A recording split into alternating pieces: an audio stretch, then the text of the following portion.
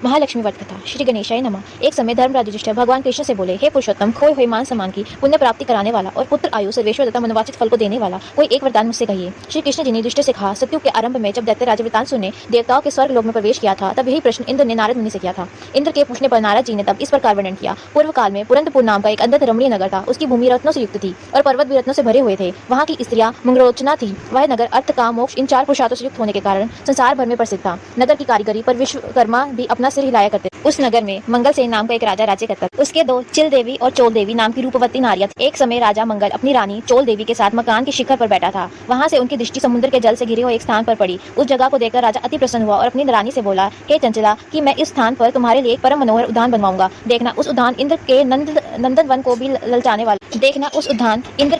भी ललचाने वाला होगा। राजा के ऐसे वाक्य को सुनकर रानी ने कहा, हे कांत, ऐसा ही कीजिए। राजा ने अपने विचार के अनुसार उसी स्थान पर एक सुंदर बगीचा बनवा दिया। वह बगीचा थोड़े दिनों में ही अनेक वृक्ष, लता, फूल और पक्षी गणों से संपन्न हो गया। एक समय उस उद्यान में मेघ तुल्य काला और रक्त वर्ण तथा चंचल नेत्रों से युक्त शुकर घुस आया। उसने आकर वृक्षों को तोड़ डाला और उस उद्यान को चौपट कर दिया। यही नहीं, उस शुकर ने बगीचे के कई रखवालों को भी मार डाला। उद्यान के रक्षक उसके भय से भयभीत होकर राजा के पास गए और सब हाल कह सुनाया। अपने परम रम्य उद्यान की उजड़ने की बात सुनकर राजा के नेत्र क्रोध से लाल हो गए। राजा ने अपनी सेना को आज्ञा दी कि शीघ्र ही जाकर उस शुकर को मार डाले। नहीं, राजा स्वयं भी एक मतवाले हाथी पर सवार होकर उद्यान की ओर चल पड़ा। उसकी सेना पृथ्वी को हिलाती तथा रथों की शीघ्र गति से उत्पन्न पवन से पर्वतों को कपा रही थी। शब्द उच्चारण से दिशाओं को गूंजता हुआ राजा बोला, यदि किसी सिपाही के बगल से यह शुक्र निकल जाएगा तो मैं उस सिपाही का सिर शत्रु की भांति काट डालूंगा। राजा के ऐसे वचन सुनकर वह शुक्र जिस मार्ग से राजा स्वयं खड़ा था, उसी मार्ग से मनुष्य को विदीर्ण करता हुआ निकल गया। राजा अपने घोड़े को मारता ही रह गया। राजा लज्जा से प्रेरित होकर उस शुक्र का पीछा करते करते सिंह भागों से युक्त घोर वन में जा निकला। निदान शुक्र से मुठभेड़ हुई और राजा ने अपने बाण से उसे भेद। बाण के लगते ही शुक्र अपने शरीर को छोड़कर दिव्य गंधर्व रूप में आ गया और विमान पर चढ़कर स्वर्ग को जाने लगा। गंधर्व ने राजा से कहा, हे महिपाल,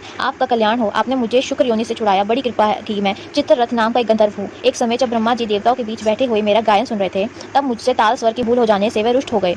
उन्होंने रुष्ट होकर मुझे श्राप दिया था कि तू पृथ्वी पर शुक्र होगा। जिसमें राजा मंगल तुझे अपने हाथों से मारेगा, तब तेरी शुक्र योनि से मुक्ति होगी। तो आज वह श्राप आज पूर्ण हुआ है। हे राजन, मैं आपके कृत्य से प्रसन्न हुआ।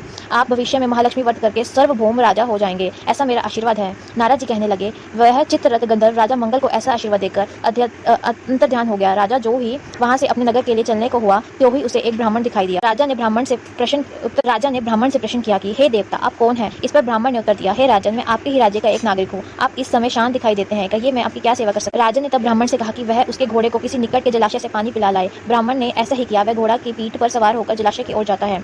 बकुट जलाशय के निकट पहुंचकर देखता है कि वहां दिव्य वस्त्र और अलंकार पहने हुए बहुत सी स्त्रियां कोई कथा कह रही हैं। तदंतर वह बटु भी उन स्त्रियों के पास जाकर अपना परिचय देकर नाना प्रकार के प्रश्न कहने लगा। हे स्त्रियों, आप यहाँ भक्ति भाव से क्या कह रहे हो? इसकी क्या विधि है? इसके करने से क्या फल है? इस पर देवियों ने तरस खाकर उस ब्राह्मण से कहा कि आप भी एकाग्रचित होकर कथा सुने। यह श्री महालक्ष्मी जी की पूजा हो रही है। हम जो कथा कह रही है वह उन्हीं के व्रत की। इस व्रत के करने से हर प्रकार की संपत्ति प्राप्त हो जाती है और अपना खोया हुआ यश भी प्राप्त होता है। इसमें कोई संदेश ना करे। इस प्रकार बटुक को उन देवियों ने वृत्तांत कह सुनाया। बटुक ने घोड़े को जल पिलाया और राजा के लिए कमल के पत्तों में जल लेकर वहां से लौटा। ब्राह्मण ने लौट कर सारा किस्सा राजा को सुनाया कि वही व्रत की कथा राजा से कहे सुनाई। महालक्ष्मी का पूजन तथा व्रत करके राजा अपने समस्त ऐश्वर्य का भागी बनकर वन से उस बटुक ब्राह्मण के साथ ही अपनी राजधानी को लौट आए। सबसे पहले राजा अपने मित्र ब्राह्मण के साथ अपनी बड़ी रानी चोल देवी के महल में जाता है। रानी ने जब राजा के दाहिने हाथ में व्रत का बंधा हुआ डोरा देखा, तो वह राजा से रुष्ट हो जाती है। वन में यह डोरा किसी अन्य स्त्री ने राजा को बांध दिया है, ऐसा विचार कर चोला देवी ने राजा के हाथ से वह डोरा तोड़कर धरती पर फेंक दिया। उसी समय छोटी रानी चिल्ला देवी भी वहीं आ पहुंचती है। वह उस डोरे को उठा लेती है और पास में खड़े बटु ब्राह्मण से उस डोरे का संपूर्ण रहस्य जान लेती है। दूसरे वर्ष जब महालक्ष्मी का व्रत का दिन आता है, तब राजा अपने हाथ के डोरे को देखते हुए उस चिल्ला रानी के महल में पूजा आदि का संदेश पाकर पहुंच जाते हैं। वह इस प्रकार चोला रानी से नष्ट हो जाते हैं और चिल रानी से प्रसन्न हो जाते हैं। पूजन के दिन ही लक्ष्मी जी चोल रानी के महल में एक वृंदा का रूप धारण कर जा पहुंचती है। वहां चोला रानी लक्ष्मी जी का अनादर करती है। तब अप्रसन्न होकर लक्ष्मी जी चोल रानी को श्राप देती है कि जा, तेरा मुख शुक्री जैसा हो जाएगा। जब तू अंगिरा ऋषि के आश्रम में जाएगी, तब वहाँ के कृत्य से तू अपना स्वरूप प्राप्त करेगी।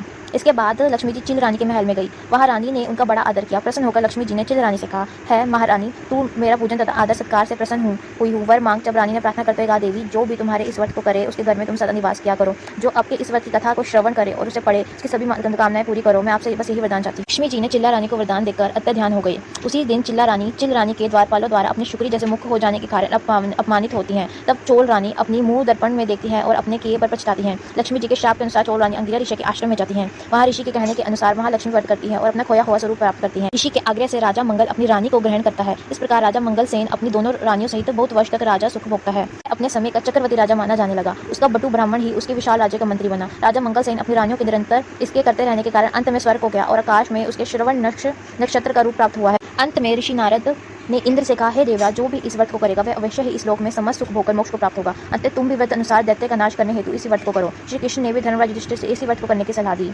इस व्रत को करने से सुख संपत्ति की प्राप्ति होती है, ऐसा शास्त्रों का प्रमाण है, कोई संदेह नहीं। महालक्ष्मी व्रत करता संपूर्ण।